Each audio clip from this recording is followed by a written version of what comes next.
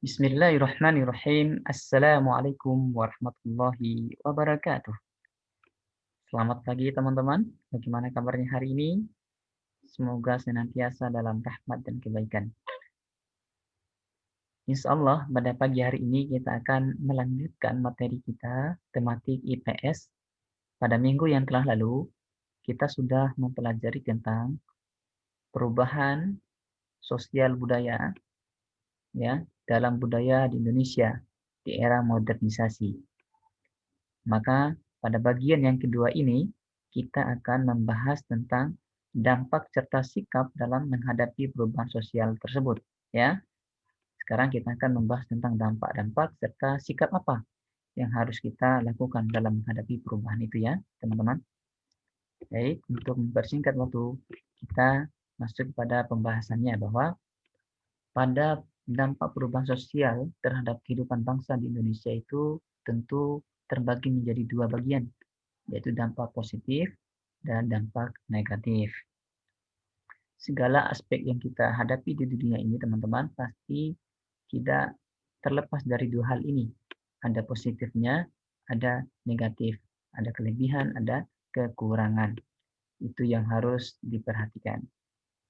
Baik, adapun dampak positif perubahan sosial budaya dalam rangka modernisasi di bangsa Indonesia ini, yang pertama adalah bidang pendidikan. Dampak positifnya adalah bidang pendidikan. Maka dengan adanya perubahan sosial budaya tadi, dalam bidang pendidikan, kita bisa mendapatkan ilmu pengetahuan, ya, mendapatkan ilmu pengetahuan lebih lengkap dan komprehensif ya, karena dengan bantuan teknologi itu kita mampu mendapatkan sumber-sumber pengetahuan ya dari berbagai sumber. Kita dapat melihat buku yang ada di secara online dan seterusnya dan seterusnya. Nah, ini adalah pengaruh atau dampak perubahan sosial dalam bidang pendidikan. Kita tidak terfokus kepada penggunaan papan tulis lagi, tetapi lebih kepada ya penggunaan PowerPoint misalnya, media-media yang lain, yang dimana media-media itu membantu proses belajar mengajar di dalam kelas. Secara umum, dalam bidang pendidikan, perubahan sosial budaya atau modernisasi sangat berpengaruh bagi dunia pendidikan. Kemudian yang kedua adalah informasi dan komunikasi.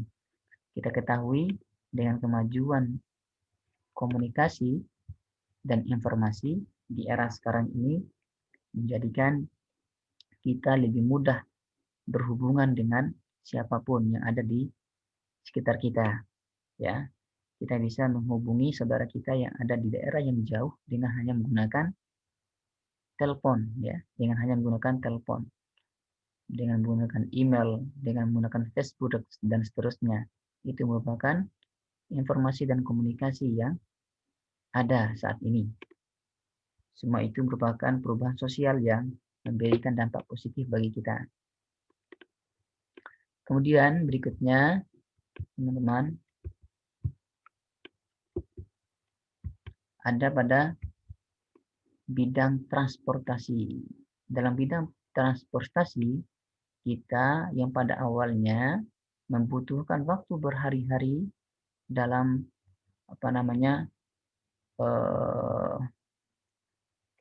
menggunakan alat transportasi yang sederhana. Sekarang kita dengan menggunakan teknologi yang canggih, dengan teknologi yang tinggi, kita hanya membutuhkan beberapa waktu saja di dalam ya bepergian seperti itu. Jika pada masa yang lalu orang pergi haji berbulan-bulan, nah sekarang dengan menggunakan pesawat terbang, orang yang pergi haji hanya membutuhkan ya beberapa jam dari Indonesia ke Makkah ya. Ini yang menjadi dampak positif dari perubahan sosial itu ya. Dari daerah ujung Indonesia kepada ujungnya lagi kita membutuhkan waktu yang relatif singkat karena kita menggunakan teknologi ya, kita menggunakan transportasi yang sudah disediakan oleh perubahan zaman ini. banyak contoh lainnya yang bisa kita lihat dalam bidang transportasi ini ya teman-teman. Itu salah satu contohnya.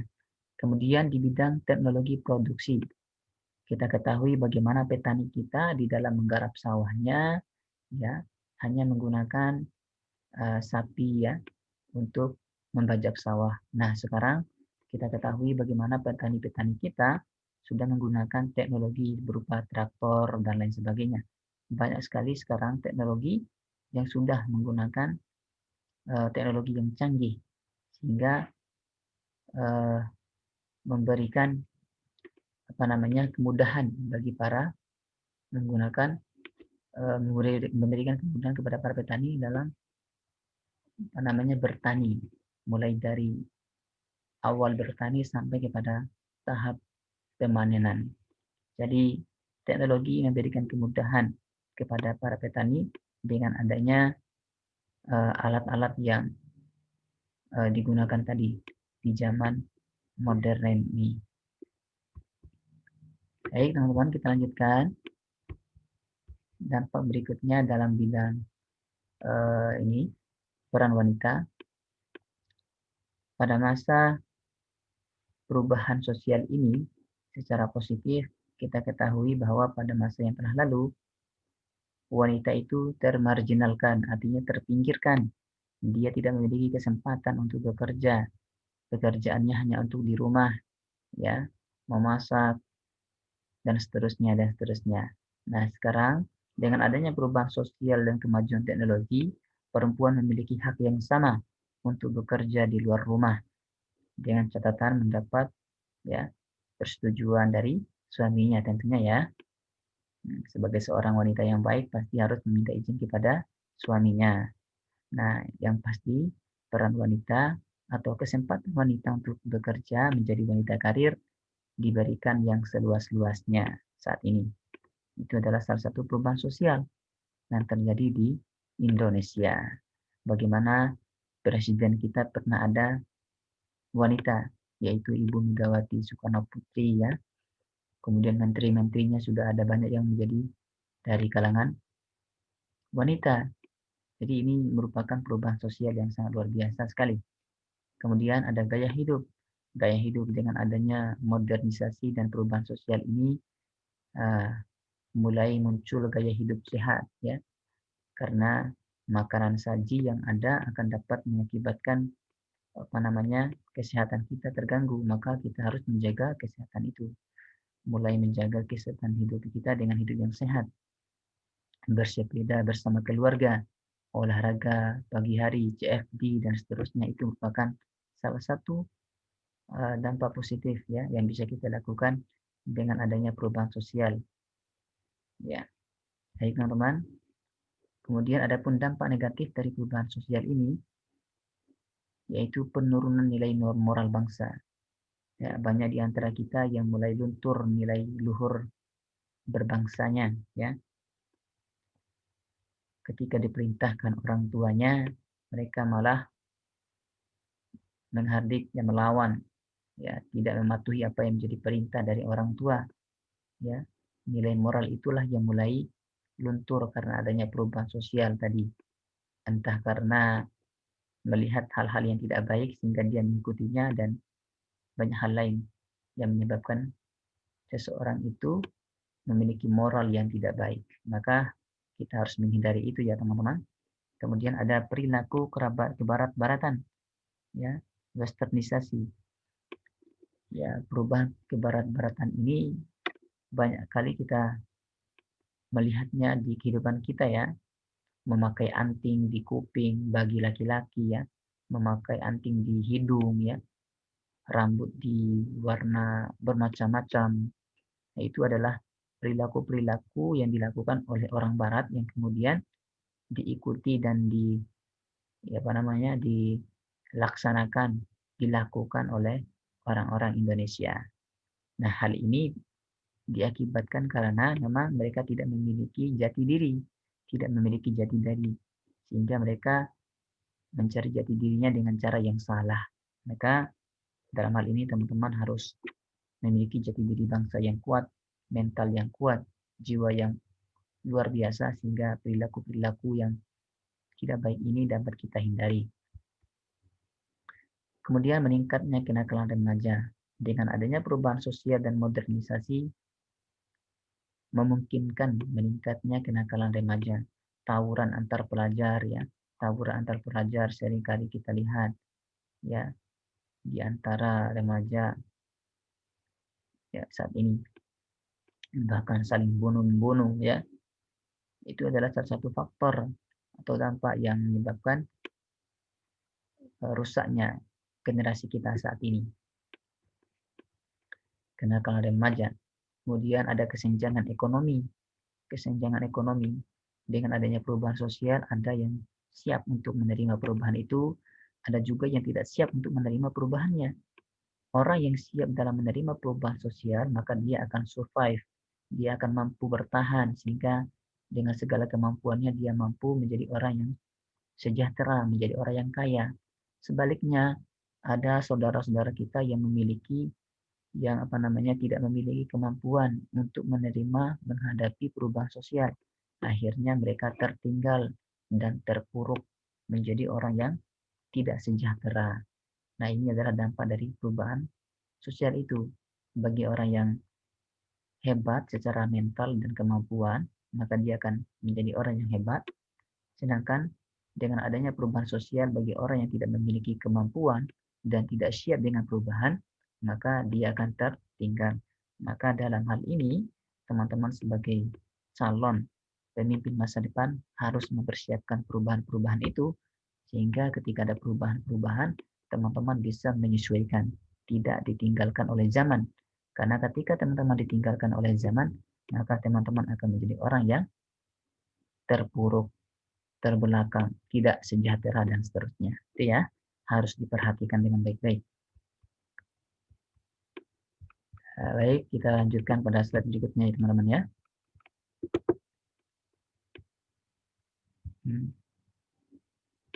Baik, itu yang harus teman-teman perhatikan. Kemudian dampak negatif berikutnya adalah pencemaran lingkungan. Kita ketahui dengan adanya modernisasi, banyak sekali perusahaan pabrik yang ada di sekitar kita ya. Ada banyak sekali pertambangan, banyak sekali pabrik-pabrik, industri, dan seterusnya. Tentu hal ini memberikan dampak yang negatif bagi lingkungan kita. Pembuangan limbah sembarangan itu menyebabkan ya lingkungan kita mati, air kita kotor, tercemar, udara kita tercemar, ya polusi di mana-mana dan seterusnya. Inilah yang menjadi dampak negatif dari adanya modernisasi atau perubahan sosial budaya itu. Di samping terdapat dampak positifnya. Kemudian yang terakhir adalah berkembangnya sikap individualisme, ya, sikap egoisme, egosentris di antara kita. Kenapa? Karena saat ini dengan adanya modernisasi, kita memegang HP, ya masing-masing kita sibuk dengan HP kita, kita bermain game, ya bermain game sendiri, ya sehingga menyebabkan tidak ada interaksi di antara kita, semuanya sibuk dengan dirinya masing-masing. Dalam istilah lain, yang dekat menjauh, yang menjauh menjadi terasa dekat. Ya. Dia terfokus kepada HP-nya, terfokus kepada medianya, sehingga meninggalkan atau melupakan orang-orang yang ada di sekitarnya. Nah, ini salah satu dampak dari adanya perubahan sosial atau modernisasi yang ada di sekitar kita ya teman-teman. Teman-teman bisa mempertimbangkan dan memperhatikan itu dalam kehidupan kita. Nah, yang terakhir adalah sikap dan perilaku dalam menghadapi perubahan sosial dan modernisasi. Jadi ada beberapa hal yang harus kita sikapi dalam adanya perubahan sosial dan modernisasi ini. Yang pertama, memperkokoh nilai-nilai dan karakter budaya bangsa. Jadi seperti pada penjelasan berikutnya, kita harus memperkuat nilai-nilai luhur bangsa kita, nilai-nilai kebangsaan kita, nilai-nilai patriotisme dan nasionalisme kita. Maka dengan kemampuan yang kita miliki itu, dengan nilai-nilai yang ada, kita mampu membendung ya nilai-nilai buruk yang masuk dalam diri kita. Ketika ada pengaruh barat, maka kita mampu melawan itu dengan nilai atau karakter yang ada dalam diri kita. Karakter orang-orang yang ketimuran, karakter orang Indonesia yang sangat bermoral harus kita pertahankan. Kemudian yang kedua, meningkatkan sikap toleransi. Kita harus mampu menghargai dan menghormati orang lain. Dengan cara menghormati dan menghargai orang lain itu, maka tidak ada yang namanya tawuran, tidak ada saling mencaci dan memaki karena kita memiliki sikap toleransi yang kuat. Maka kita harus mempertahankan itu. Yang berikutnya adalah menghargai hasil karya seseorang dan keinginan untuk maju. Maka tugas kita yang berikutnya adalah kita berkewajiban untuk menghargai apapun yang menjadi karya dari orang lain. Karena setiap orang memerlukan penghargaan atas orang lain, ya, harus dihargai sekecil apapun itu. Sekecil apapun usaha yang mereka lakukan, patut kita hormati dan kita hargai. Kita berikan apresiasi karena tidak semua orang mampu melakukan hal itu. Tidak semua orang mampu melakukan hal itu. Kemudian berikutnya adalah berpandangan ke masa depan. Kita sebagai generasi penerus bangsa harus memiliki pemikiran yang luas ke depan. Bukan berarti kita meninggalkan masa lalu. Bukan berarti kita melupakan masa lalu. Masa lalu dijadikan sebagai pelajaran. Masa depan harus kita perjuangkan. Saya ulangi, masa lalu, ya, masa lalu kita jadikan sebagai tolak ukur perjuangan, sedangkan masa depan adalah sesuatu yang harus diperjuangkan. Kemudian yang berikutnya adalah peduli kepada lingkungan. Dengan adanya perubahan sosial, sudah barang tentu akan banyak sekali dampak yang buruk. Maka sudah menjadi kewajiban bagi kita untuk peduli terhadap lingkungan. Karena lingkungan merupakan bagian dari kehidupan kita. Ketika lingkungan kita rusak, maka yang susah adalah kita sendiri. Ketika lingkungan itu hancur, kotor, tercemar, maka yang rugi adalah kita sendiri. Maka agar kita tidak rugi, maka harus kita jaga dengan sebaik-baiknya. Oke, teman-teman, itu adalah sikap-sikap yang harus kita lakukan dalam menghadapi perubahan sosial dan modernisasi di Indonesia saat ini. Bagaimanapun, kita sebagai generasi dan warga negara yang baik harus memperhatikan segala apa yang terjadi di sekitar kita. Kita menghadapi itu dengan cara yang baik, dengan cara yang bijak, dengan cara yang cerdas. Karena dengan cara-cara itu kita mampu menjadi pribadi-pribadi yang baik di masa yang akan datang. Insya Allah. Baik, terima kasih teman-teman atas segala perhatiannya. Tetap semangat dan terus membaca apa yang menjadi materi-materi ini. Karena bagaimanapun materi-materi ini harus mampu kita aplikasikan di dalam kehidupan kita. Baik, mulai dari keluarga ya. Mulai dari keluarga, kemudian ke masyarakat, kemudian berbangsa dan bernegara. Terutama dalam kehidupan beragama. Baik, terima kasih. Kita tutup dengan sama-sama membaca hamdalah. Alhamdulillahirabbil alamin. Assalamualaikum warahmatullahi wabarakatuh.